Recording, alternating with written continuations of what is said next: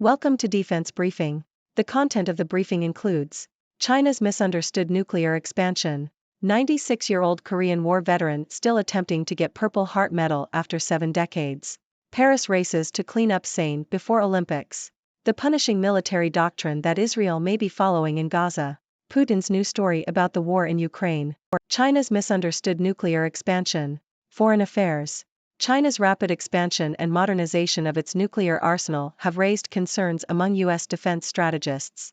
However, Chinese nuclear experts and strategists argue that China's nuclear buildup is a response to perceived threats in U.S. nuclear strategy, rather than a shift in Chinese intentions.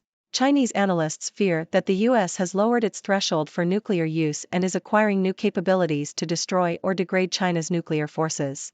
They believe that China needs a more robust arsenal to maintain its deterrent. The collapse of the U.S.-Soviet Intermediate-Range Nuclear Forces (INF) treaty in 2019 has also heightened Chinese concerns. Chinese experts see U.S. forward-deployed missiles as a huge threat to China's mobile missiles, and fear that the deployment of intermediate-range missiles could lead to a crisis similar to the Cuban Missile Crisis. While China has not been transparent about the purpose and goals of its nuclear buildup, available Chinese sources suggest that the focus is on enhancing China's deterrent and ensuring a secure second strike capability. Chinese experts have discussed ways to improve survivability and reaction time, as well as protect Chinese nuclear infrastructure. There have also been calls to develop tactical nuclear weapons to deter U.S. limited nuclear first use, but most Chinese nuclear experts oppose this idea.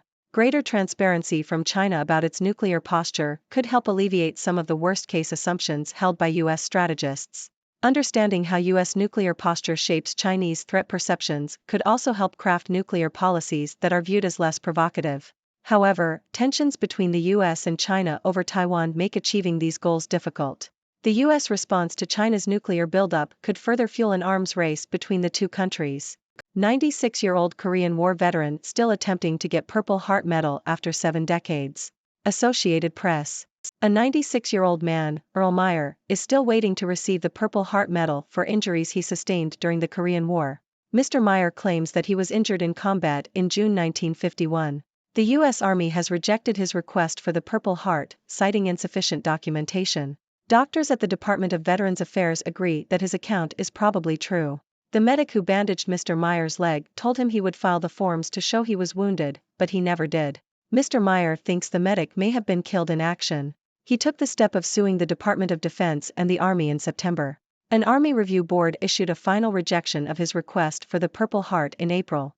The Army's Office of Public Affairs said that it does not comment on ongoing litigation. However, after the Associated Press made requests for comment on the case, the Office of the Army's top non-commissioned officer, Sergeant Major of the Army Michael Weimer, said that it was going to take another look. Paris races to clean up Seine before Olympics. Financial Times.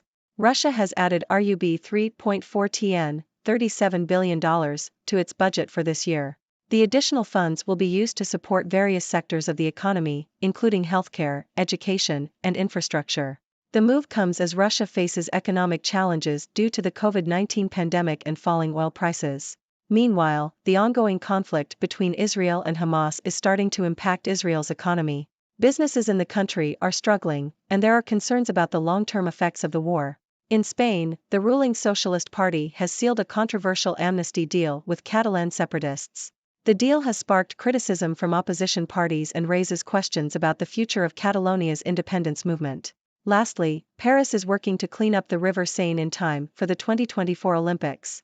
The city is using a giant tank to remove pollution from the river and make it safe for Olympic athletes to swim in. The punishing military doctrine that Israel may be following in Gaza. Washington Post. The Diaa Doctrine is a military strategy that emerged following the 2006 war between Israel and Hezbollah in Lebanon. The doctrine is defined by a disproportionate use of force against enemy military targets, where the goal is to inflict lasting damage regardless of civilian casualties, in order to act as a deterrent in the future. The doctrine was most famously articulated by IDF commander Gadi Eisenkot in 2008. Since its creation, the doctrine has been used to justify Israeli military offensives against the Gaza Strip, such as the 2008 to 2009 conflict and the recent campaign that began on October 7. Critics describe the doctrine as a form of collective punishment and an outline of war crimes. Proponents argue that the doctrine is outdated and does not apply to the current situation in Gaza, where everything being targeted is a military objective. The recent campaign in Gaza has resulted in a significant number of civilian casualties and a worsening humanitarian crisis. Putin's new story about the war in Ukraine. Foreign affairs. Since the invasion of Ukraine, Russia has changed its narrative about the war. Initially, Russian President Vladimir Putin justified the invasion by claiming that there was a need to denazify Ukraine, alleging that a Nazi junta had seized power. However, as Russian forces suffered defeats, the narrative shifted to portraying the conflict as a proxy war with NATO and the United States. The focus changed from fighting Ukrainian Nazis to fighting against Western hypocrisy. This new narrative has resonated with many in the developing world, who see Putin as a strong leader standing up against American influence. Russian propaganda now relies heavily on whataboutism, responding to criticism by pointing out the supposed malice of the other side. This tactic has gained traction both domestically and internationally. Many countries outside of the West see the war in Ukraine as a struggle against American hegemony and view Putin as a strong leader. Putin himself has embraced this role, presenting Russia as a defender against Western colonialism and exclusivity.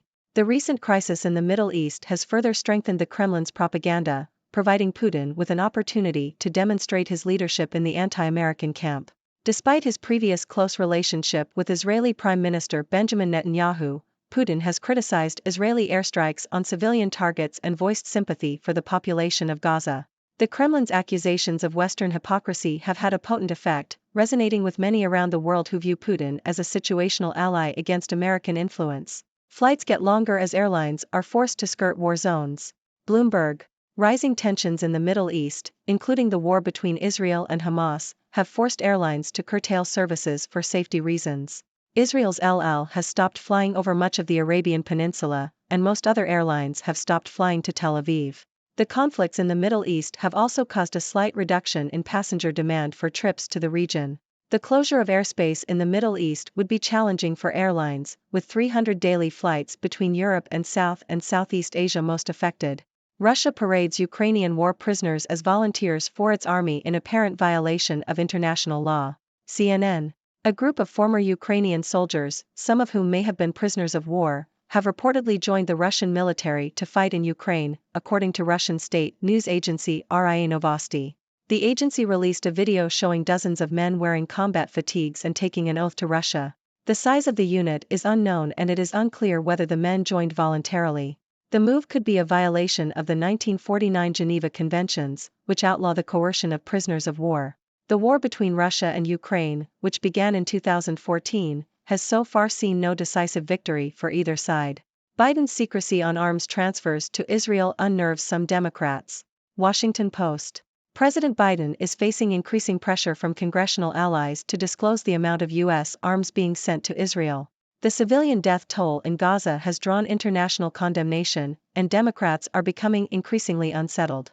The Biden administration has not publicly released information on the quantity of weapons being sent to Israel, unlike its military aid program for Ukraine. The administration is also seeking the authority to bypass the notification requirements to Congress that apply to other countries receiving military financing. There are concerns that this lack of transparency is preventing Congress from fulfilling its oversight duty. Members of Congress are permitted to slow foreign weapons sales and military financing as they assess the justifications for their transfer. The Biden administration has requested Congress waive notification requirements due to Israel's urgent need for military assistance. Critics argue that the administration has not sought the same authority for Ukraine, which has received tens of billions of dollars in U.S. military assistance since Russia's invasion in February 2022. Iran envoy says Tehran had no direct role in Hamas-Israel rampage or proxy attacks on U.S. forces. CNN. Iran's ambassador to the United Nations, Amir Saeed Iravani, has denied that Iran directs the actions of Hamas and other proxy groups in the region. Iravani likened Iran's role to that of the U.S. in providing assistance to Israel. He said that Iran was not involved in any attack against U.S. forces in the region, and that any such attacks were undertaken by others. The ambassador's comments came a day after the U.S. conducted an airstrike on a weapons storage facility in eastern Syria used by Iran's Islamic Revolutionary Guard Corps and affiliated groups. Israel's central bank chief says Gaza war proving costlier than estimated. South China Morning Post. Bank of Israel Governor Amir Yaron has stated that the ongoing war with Hamas is proving to be costlier than initially estimated and will have fiscal implications for the country. Yaron said that Israel's GDP growth is likely to be lower by 1% in 2023 and 2024, and the debt-to-GDP ratio will rise more than initially projected. The estimates assume that the war remains concentrated at the southern border and lasts until the end of the year. Yaron also stated that the Bank of Israel has taken steps to mitigate fluctuations in the shekel and provide stability to financial markets. Ladies and gentlemen, it's me again, Dr. Six, your trusted observer from the 6 Degrees world. Let's take a look at today's news. First up, we have China's nuclear expansion. While it has raised concerns among U.S. defense strategists, Chinese experts argue that it's a response to perceived threats in U.S. nuclear strategy. They fear that the U.S. has lowered its threshold for nuclear use, and China needs a more robust arsenal to maintain its deterrent. A greater transparency from China could help alleviate some concerns and lead to less provocative nuclear policies. Next, we have the story of a 96-year-old Korean War veteran still trying to get his Purple Heart Medal after 7 decades. It's a heart-wrenching tale of a man who was injured in combat but never received the recognition he deserved. Let's hope that justice is finally served for Mr. Meyer. Moving on, we have Paris racing to clean up the Seine River before the Olympics. They're using a giant tank to remove pollution and make it safe for athletes to swim. I don't know about you, but I don't think I'd be swimming in any river, no matter how clean, during the Olympics. I'll stick to the pool, thank you very much. In the Middle East, tensions are rising, and flights are getting longer as airlines are forced to skirt war zones. Let's hope for a swift resolution to the conflict so that air travel can return to normal. Nobody wants to spend more time on a plane than necessary. Speaking of conflicts, Russia parading Ukrainian war prisoners as volunteers for its army is a clear violation of international law. The war between Russia and Ukraine has seen no decisive victory for either side, and this latest development only adds to the complexity of the situation. Turning to President Biden, he is facing pressure from Democrats to disclose the amount of U.S. arms being sent to Israel. The civilian death toll in Gaza has drawn international condemnation, and transparency is needed to fulfill Congress's oversight duty. It's important for the administration to be open and honest about its actions. Iran's ambassador to the United Nations has denied that Iran directs the actions of Hamas and other proxy groups in the region. He compared Iran's role to that of the U.S. in providing assistance to Israel. It's a complicated web of alliances and conflicts, and the truth may be difficult to discern. Lastly, Israel's central bank chief has stated that the ongoing war with Hamas is proving to be costlier than estimated. It will have fiscal implications for the country, with lower GDP growth and a higher debt-to-GDP ratio. Let's hope for a swift end to the conflict so that both Israel and Gaza can rebuild and recover. That's all for today's news. Remember, these are complex issues with no easy solutions. It's important to stay informed and continue the conversation. So, what are your thoughts on these news stories? Let's discuss. Thank you for tuning in. The content above showcases the latest briefing reports and analytical synopses, thoughtfully curated by the 6Do team. These insights stem from a wide array of reputable media outlets, think tanks, government sources, and specialized experts worldwide. We encourage you to explore these sources for a comprehensive perspective. Keep in mind that while the content may not always align with the official standpoint of 6Do Brief, it's not meant to be taken as absolute directives for decision-making. Comprising seasoned media professionals, learned scholars, and accomplished scientists, the 6Do team embodies a trailblazing, fully independent media entity. To customize 6Do Brief to meet your professional needs, you have the option to subscribe to a diverse array of briefings on our website, 6dobrief.com. Regardless of your location, you can conveniently receive 6Do Brief via email.